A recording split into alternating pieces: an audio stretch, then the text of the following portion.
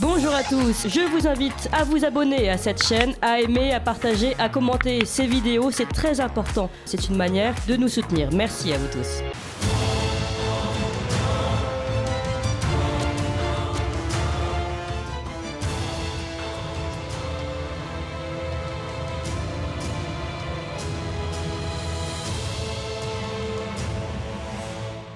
Bonjour Alexandre Cuignache. Bonjour. Alors aujourd'hui, vous voulez nous parler d'un homme, Édouard Philippe, qui fait un retour fracassant sur la scène nationale et met en émoi le marigot avec ses réflexions sur l'immigration. Eh oui. Je cherche un homme, disait Diogène. Moi aussi, vous dirais-je. Non pas que j'ai viré ma cutie. Je ne me trouve pas trop mal dans mes pompes d'hétéro cisgenre, et qui plus est, ma femme est plutôt à mon goût. Non. Comme beaucoup de Français, je cherche un homme d'État. Remarquez que je me contenterais d'une femme, si c'était aussi une femme d'État.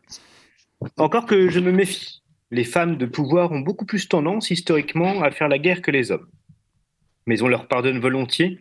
C'est certainement dû au fait qu'elles ont été opprimées par des millénaires de patriarcat et qu'elles se vengent quand elles arrivent au pouvoir. Comme quoi, le patriarcat, contrairement à la République, gouverne bien, mais se défend bien mal. Sans mauvais jeu de mots. Bref, je cherche un homme, et n'en trouve pas. C'est étrange, car n'importe quel kidam du gabarit d'un Darmanin semble le trouver dans son miroir en se rasant le matin. Ils s'y voient tous. Vous me direz, après Hollande, tout devient possible, comme disait son prédécesseur, qui a bien eu raison au moins une fois sur ce point. Mais après tout, même les montres cassées donnent leur juste 2 fois par jour. Mais il n'en demeure pas moins que je trouve tout cela très étrange, et je dirais même plus curieux, comme cette manie pour les marins de faire des phrases, de s'y voir alors qu'on n'a rien pour y être. Décidément, les tontons ont tout dit, c'est à ça qu'on les reconnaît. J'en reviens à mon Diogène, le cynique donc, puisque c'est à lui que j'ai pensé en écoutant Édouard Philippe, qui s'y voit comme les autres, nous faire son grand retour sur la scène politique nationale en évoquant le problème de l'immigration. Qui donc est bien un problème et pas un fantasme de la méchante extrême ultra méga droite nazie et pire que tout poutinienne à tendance trumpiste. Mais là où le bas blesse, car il blesse, il tue même, c'est que, Édouard, contrairement à toi, je ne m'y vois pas. Et surtout, je n'y ai pas été. Qu'as-tu fait de ces années, camarade? Ou alors, j'ai rêvé, le panda, et je reviendrai au panda. Est resté au Havre tout ce temps et n'a jamais été Premier ministre. Vous savez, ce machin qu'ont été Richelieu, Colbert, Mazarin, Pompidou, Debré. Une pécadille, quoi. Guère plus qu'un président de conseil général à la Hollande. Décidément, on y revient toujours à celui-là. Il m'a évoqué Diogène donc, mais pas pour la philosophie cynique, pas pour l'insolence envers les grands. Ce n'est pas le genre de la maison de déranger les puissants. Rappelez-vous Diogène donc, avait dit à Alexandre le Grand, pas précisément Joel Clodo, qui était venu exprès le voir, ôte-toi de mon soleil. Non mais cynique au sens moderne, dont voici quelques synonymes dans mon littré. Brutal, effronté, impudent, immoral, inconvenant, insolent, licencieux, obscène, effronté, sans principe. Mais cynique lui va bien, car j'ai appris pour cette chronique que le cynisme nous venait du grec kunikos, c'est-à-dire ce qui concerne le chien.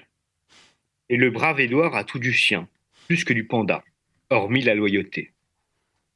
Parce que, pour les Grecs et beaucoup d'autres, la comparaison au chien n'est guère flatteuse. C'est notamment celui qui ne réfrène pas ses pulsions. C'est pourquoi Diogène, en son tonneau, n'hésitait pas à se masturber en public. Vous me direz, je préfère ça aux gens qui mentent effrontément, qui sont notoirement et publiquement corrompus, qui volent et qui trahissent. La masturbation rend peut-être sourd, mais c'est toujours moins pire que le viol. Et là, évidemment, je précise, car je ne souhaite pas de poursuite judiciaire, que je ne vise aucunement le ministre de l'Intérieur. Et ce qui est drôle, c'est que ce monsieur Philippe a appelé son mouvement Horizon. C'est beau, Horizon. Ça rappelle les braves poilus de 14-18. Vous savez, ceux qui se battaient et mouraient pour la France, leur patrie, leur nation, leurs frontières, que la France reste la France. Ça évoque les Vosges. Mais le problème, c'est que l'horizon, étymologiquement, qui nous vient exactement du même mot en grec, que l'on doit prononcer horizon, C'est ce qui borne la vue. Pas comme l'actuel Premier ministre Borne, mais comme une borne, ce qui limite. Et autre problème de l'horizon, ça recule toujours quand on tente de s'en approcher. On comprend mieux pourquoi Édouard a choisi ce nom. Aux affaires, il ne voyait rien. Maintenant qu'il en est loin, il découvre les choses, et ça n'est guère rassurant. Plus il les découvrira, plus elles seront lointaines. En conclusion, je rappellerai que jusqu'il y a peu, et on en trouve encore trace chez Maupassant, les horizontales étaient l'autre nom des prostituées. On comprendra aisément pourquoi. Je propose donc que l'on surnomme les aficionados d'Édouard Philippe les horizontales. Ça fera ton sur ton avec son patron, qui en est une vraie d'horizontale, selon les dires d'Alain Minc. Sur ces bonnes paroles, je vous laisse et je vous dis à la semaine prochaine. Eh ben, à la semaine prochaine, puis on continuera de suivre cette ascension d'Édouard Philippe avec vous, une ascension horizontale. Alors, merci Alexandre Cugnache.